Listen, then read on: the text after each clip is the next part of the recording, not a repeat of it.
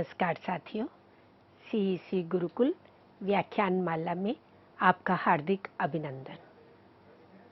जैसे कि आप जानते ही हैं कि हम विश्व प्रसिद्ध कवि गोस्वामी तुलसीदास जी की उत्कृष्टतम रचना रामचरितमानस पर चर्चा कर रहे हैं। पीछे हमने रामचरितमानस के बालकांड को लेकर चर्चा की थी। आज हम अयोध्या कांड के बारे में बात करेंगे। पहले हम देखें गोस्वामी तुलसीदास जी के बारे में। गोस्वामी तुलसीदास लोकनायक के रूप में, अपने समाज के एक सजग प्रहरी के रूप में, युग प्रवर्तक के रूप में, भारतीय संस्कृति के पुनराख्याता के रूप में प्रसिद्ध रहे हैं। तो भारतीय संस्कृति जो एक आदर्श मानवीय मूल्यों को स्थापित करने के लिए प्रसिद्ध रही और जिसका किसी कारणवश समय के साथ ह्रासोन्मुख होती चली गई, तो उस भारतीय संस्कृति के पुनराख्याता के रूप में गोस्वामी तुलसीदास आते हैं और अपनी रचना रामचरितमानस के माध्यम से वे उच्च आदर्शों की स्थापना करते हैं। चाहे वे पारिवारिक आदर्श हैं, सामाजिक आदर्श हैं, वैयक्तिक आदर्श हैं या राजनीतिक परक आदर्श हैं, तो समाज में उच्च आदर्शों की स्थापना करना और मानव मूल्यों को अपनी साहित्य सर्जना द्वारा प्रतिष्ठापित करने में प्रतिबद्ध दिखाई देते हैं। और इसीलिए उन्होंने राम कथा को आधार बनाया और राम के ही चरित्र को केंद्र में रखते हुए उन्होंने 12 रचनाएं की। विनय पत्रिका, कवितावली, दोहावली, कृष्ण गीतावली तो कृष्ण पर आधारित है, रामाज्ञा प्रश्न है, बरवय रामायण आदि।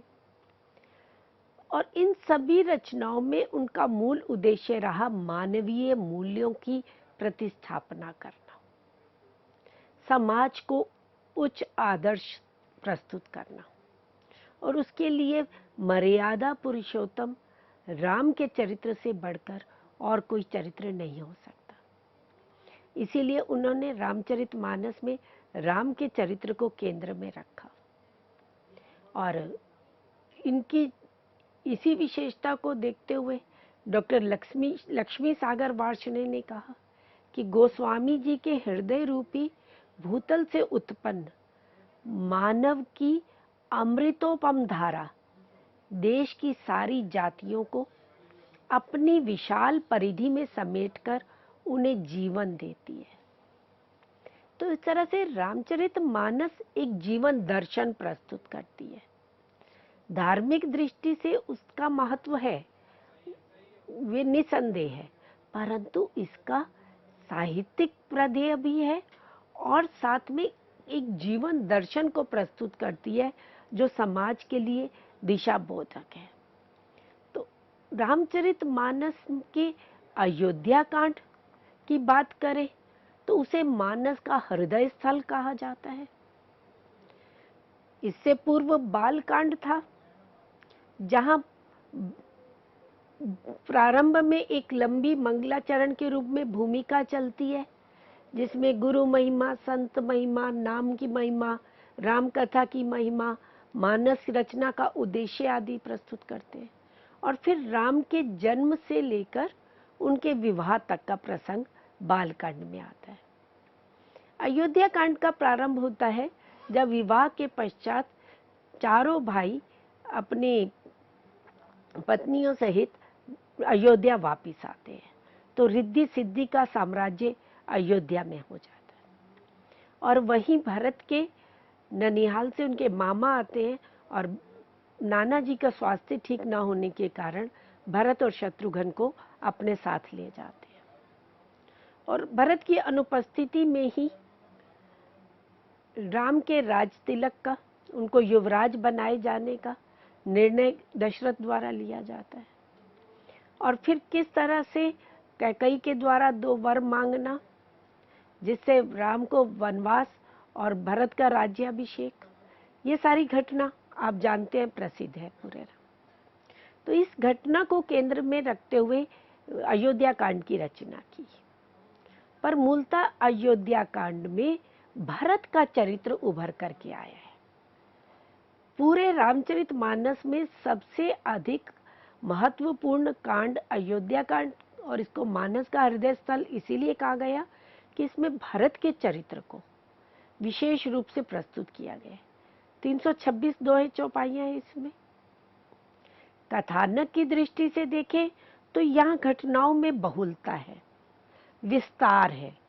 विवाह के पश्चात अयोध्या लौट करके आना, फिर युवराज बनाने की घोषणा, और फिर राम का वनवास, दशरथ की मृत्यु, भरत का वापस लौट के आना, और फिर भरत का पूर्ववासियों को लेकर के और चित्रकूट जाना, राम को मनाना, और चित्रकूट सभा फिर, और उसके पश्चात राम के चरण पादुकाओं को लेकर के अयोध्या वापस आना।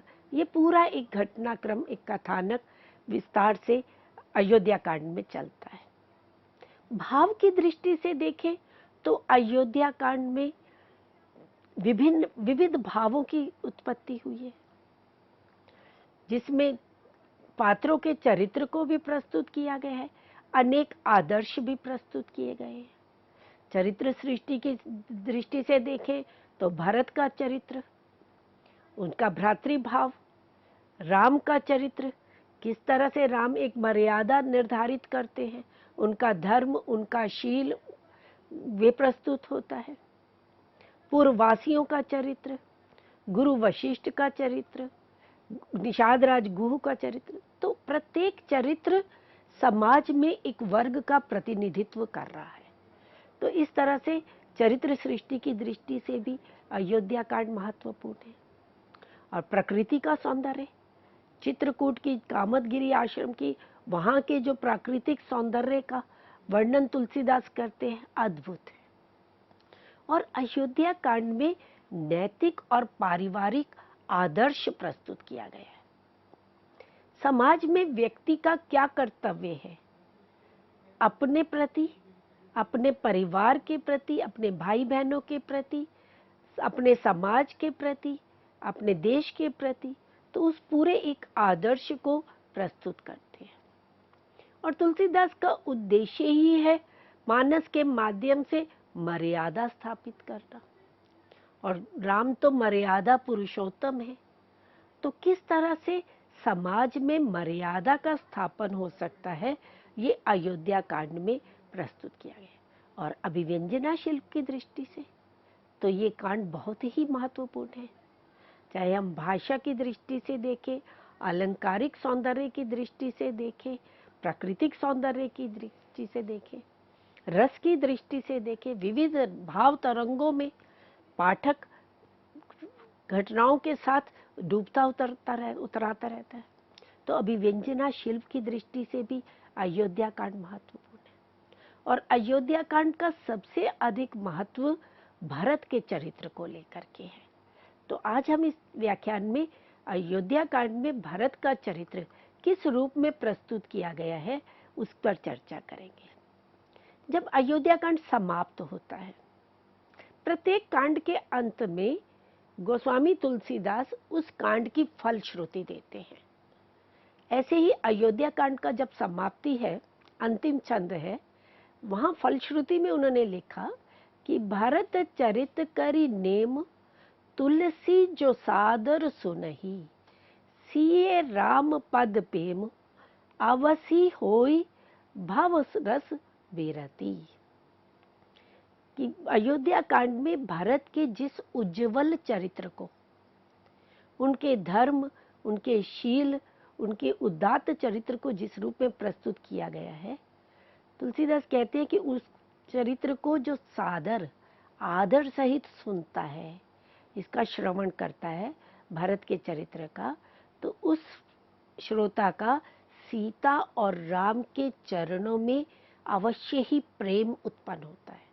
सिए राम पद प्रेम आवसी होई, कि राम के, तो भरत के चरित्र को सुनने, आदर पूर्वक, सम्मान पूर्वक सुनने से सीता और राम के चरणों में अवश्य ही प्रेम का भाव जागृत होता है। एक तो ये लाभ है, और दूसरी फलश्रुति क्या है, होई भाव रस विरति।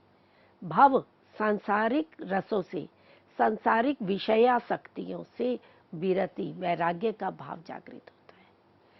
जिस तरह से भरत का चरित्र एक त्याग की मूर्ति मंत्र रूप में प्रस्तुत किया गया है, एक कर्तव्य परायण भाई के रूप में, पुत्र के रूप में, राजा के रूप में जैसा भरत का चरित्र इसमें प्रस्तुत किया गया है, तो उस चरित्र को सुनकर, उसे पढ़कर सांसारिक विषयासक्तियों के प्रति वैराग्य का भाव, उनके प्रति अनासक्ति का भाव जागृत होता है।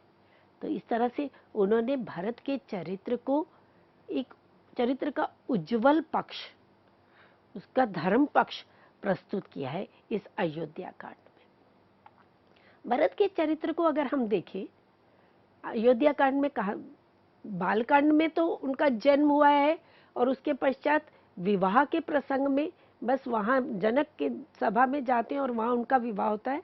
वहाँ भरत के चरित्र की कोई विशेषता उभर कर नहीं आती है। अयोध्या कांड में भरत का चरित्र प्रारंभ होता है जब भरत के शत्रुघ्न के मामा आते हैं और वह उन्हें कैकई देश ले जाते हैं, और वहाँ रात को भरत को एक स्वप्न आता है और वो स्वप्न में कई अपशगुन देखता है, जिसमें वो अयोध्या नगरी के विषय में देखता है।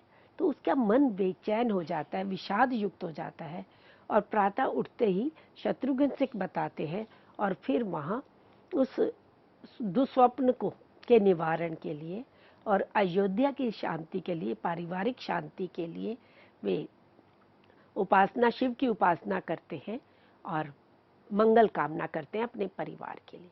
यहाँ से भरत का चरित्र प्रारंभ होता है गोस्वामी तुलसीदास द्वारा, और तभी दूत पहुंचते हैं और वे आकर संदेश देते हैं कि गुरु वशिष्ठ ने उन्हें शीघ्र ही अयोध्या में बुलाया है, और वे उसी क्षण शत्रुघ्न का साथ लेकर के अयोध्या आ जाते हैं। लौट के आते हैं तो आते ही अयोध्या में प्रवेश करते ही उन्हें अनेक अपशगुन दिखाई देते हैं। वे अयोध्यावासी जो भरत से इतने प्रेम से मिलते थे, उनको निहारते थे, वे अयोध्यावासी भरत को देख करके मुंह नीचा करके चले जाते हैं। तो वहीं भरत को एक शंका उसके मन में जागृत होती है कि सब कुछ कुशल मंगल तो है, प्रारंभ तो दुस्वप्न से ही हुआ।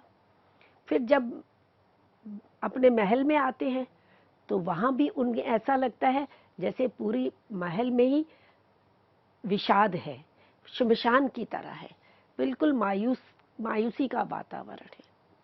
और कैकई उनका आरती उतारती है, लेके जाते हैं, और कैकई से जब उन्हें पता चलता है कि किस तरह से उनके पिता की मृत्यु हो गई है, उस शोक से अभी वे निकलते ही नहीं हैं। तभी उन्हें पता चलता है कि उनके कारण, भरत के राज्य अभिषेक के कारण, भरत को राज्य प्राप्त हो, इसके लिए उनके प्रिय राम और सीता को वन जाना पड़ा। तो ये सुनते ही भरत की स्थिति कैसी हो जाती है, वो स्तब्ध रह जाते हैं। और उसका वर्णन बहुत सुंदर गोस्वामी तुलसीदास जी करते हैं कि भरत ही बिसरेहु पितु मरण, सुनत राम वन गौन। कि जैसे ही सुना कि राम वन चले गए हैं, उनको वनवास की प्राप्ति होगी और वो वन चले गए हैं सीता लक्ष्मण के साथ, तो वे पिता के मरण के शोक को भूल जाते हैं। हेतु अपन पौ जानी, जिए थकित रहे धरि मौन। हेतु, राम के वन गमन का हेतु, कारण अपन पौ जानी, स्वयं को जाना कि सब अनर्थ का कारण तो मैं ही हूं, पिता के वध का, पिता की मृत्यु का कारण भी मैं ही हूं, और राम के वन गमन का कारण भी मैं ही हूं। तो अपने को उस कारण के रूप में जानते हुए जिए थकित रहे धरि मौन, वे स्तब्ध हो गए। वहीं एकदम जैसे कोई अचानक कुछ ऐसा घटित हो जाता है तो समझ में नहीं आता कि क्या किया जाए, तो ऐसी स्थिति भरत की हो गई है और वे कुछ कह नहीं पाते और एकदम स्तब्ध अवस्था में मौन रह जाते हैं। कि जब आप कुछ कहने की स्थिति में नहीं होते तो आप बिल्कुल मौन धारण कर लेते। और वहीं भरत फिर आत्मग्लानि के भाव से युक्त हो जाते हैं। उन्हें अपने आप पर ग्लानि होती है, दुख होता है। और यहाँ गोस्वामी जी उनके विषय में कहते हैं कि उनकी स्थिति तो ऐसी, वो फिर वहां माता के लिए भी अपशब्द कहते हैं। वे अपनी माता को कुमाता कह करके संबोधित करते हैं, पापिनी कहते हैं।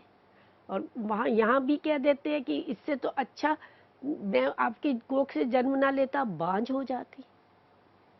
जो पे कुरुचि रही अति तोही, जन्मत काहे न मारे मोई। कि अगर तुम्हारी ऐसी ही कुरुचि थी, तुम्हारे भीतर यही भाव था, राम को वन भेजना था, तो जन्मत काहे न मारे मोई, तो मुझे जन्म लेते ही क्यों नहीं मार दिया।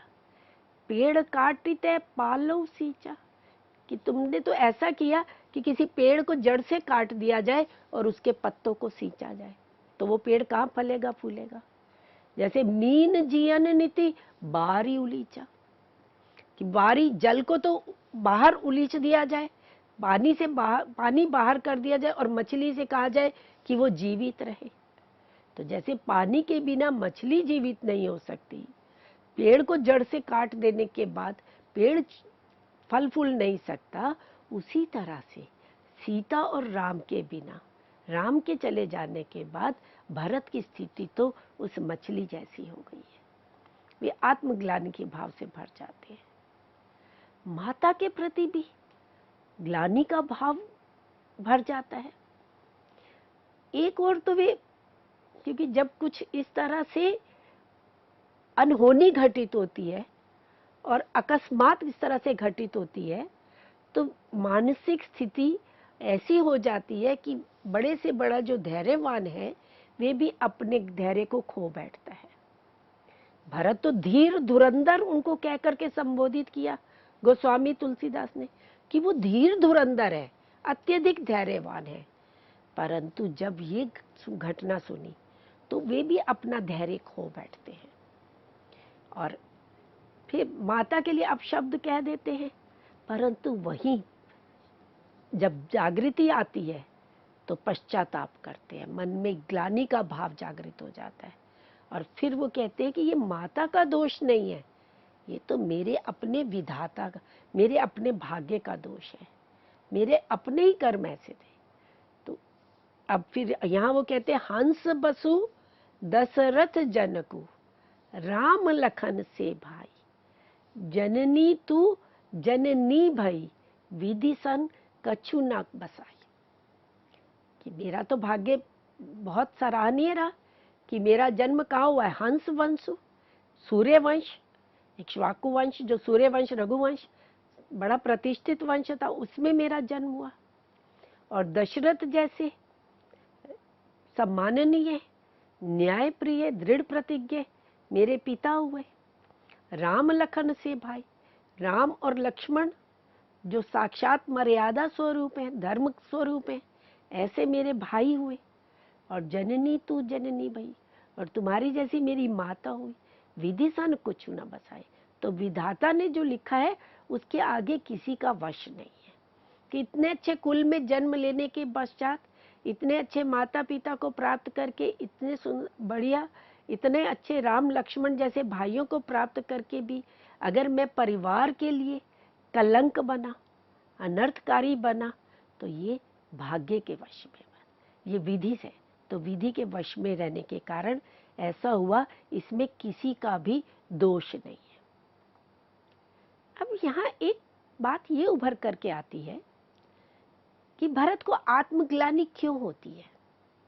इस प्रसंग को आचार्य रामचंद्र शुक्ल ने इसका विश्लेषण किया। भरत के चरित्र की जब वो चर्चा करते हैं तो वे उसका विश्लेषण करते हैं कि आत्मग्लानि तब होती है जब कोई व्यक्ति स्वयं कुछ अनुचित करता है, कुछ ऐसा कर देता है जो समाज विरुद्ध है, मर्यादा विरुद्ध है, पाप कर्म है, और करने के पश्चात उसे आत्मग्लानि होती है। पर भरत ने तो कुछ अनुचित कर्म नहीं किया था। उसने तो अपने लिए कभी स्वप्न में भी नहीं सोचा था राज्य प्राप्त करने के लिए। मन वचन कर्म से वो पूरी तरह से राम के प्रति समर्पित थे, अपने भाई के प्रति समर्पित थे। उनके मन में तो सदैव सेवक का भाव रहा। परंतु जब राज्य सत्ता की प्राप्ति भले ही वे माता के द्वारा प्राप्त की गई, तो भरत को ये लगा कि कहीं ना कहीं मेरा भी दोष है इसमें, मैं भी दोषी हूं। क्योंकि लोक में ये तो धारणा रहेगी कि भरत चाहते होंगे, भरत के लिए ही हुआ है, भरत को राज्य सत्ता की लिप्सा रही होगी। तो लोक की धारणा का अनुमान करके, अभी लोक धारणा सुनी नहीं है, जानी नहीं है, परंतु उसका अनुमान करते हुए ही उनके भीतर आत्मग्लानि का भाव जागृत हो जाता है, और इसलिए वे सभी अनर्थों का हेतु स्वयं को मानते हैं। और माता कौशल्या से भी जब मिलने के लिए जाते हैं तो कौशल्या से भी वो यही बात कहते हैं, मोरे मत को चुनाए, कि मेरी ये सम्मति कभी नहीं थी, मैंने ये नहीं चाहा था।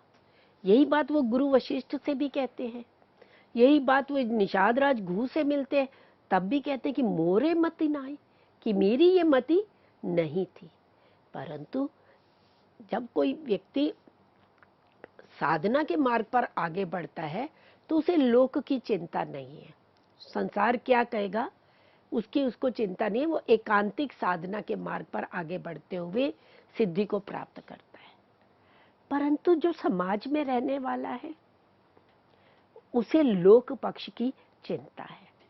और गोस्वामी तुलसीदास रामचरितमानस में आत्म पक्ष और लोक पक्ष दोनों का समन्वय करते हुए चलते हैं। तो लोक क्या कहेगा इसकी चिंता है, और ये चिंता भरत के मन में ग्लानि का भाव बढ़ती है।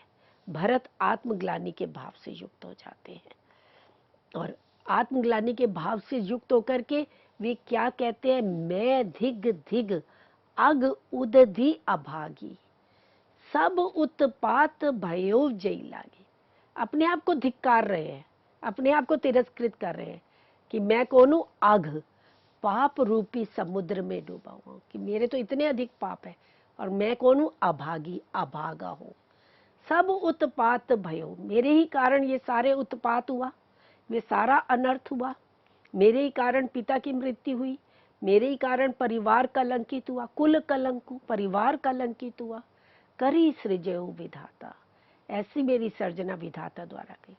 साई दोह मोई कीन कुमाता, देखिए यहाँ पार्वती कैकेयी के लिए कुमाता शब्द का प्रयोग करते हैं कि कुमाता के कारण ही मुझे स्वामी द्रोह लगा, स्वामी के प्रति द्रोह करने का भाव, ये मेरे ऊपर एक कलंक लगा है, तो इसलिए मैं अपने आप को धिक्कारता हूँ। और फिर कहते कोथि भुवन मोई सरिस अभागी, मेरे जैसा अभागा इस तीनों भुवनों में, तीनों लोकों में कोई नहीं है। गति असी तोरी मातु जही लागी, पितु सुरपुर बन रघुवर केतु, मैं केवल सब अनर्थ के हेतु, कि मैं ही सभी अनर्थों की जड़ हूँ, उसका कारण मैं हूँ, मेरे कारण ही पितु सुरपुर, पिता को सुरपुर देवलोक जाना पड़ा, और रघुवर को, राम को वन जाना पड़ा। तो अपने आप को ही सारे अनर्थ का जड़ मानते हुए, अपने आप को उसका कारण मानते हुए भरत जो है आत्मग्लानि के भाव से युक्त हो जाते हैं। तो अपना दोष ना होते हुए भी स्वयं उन्होंने कभी भी राजसत्ता की इच्छा नहीं की, परंतु परिवार के अनर्थ का कारण तो वे बने।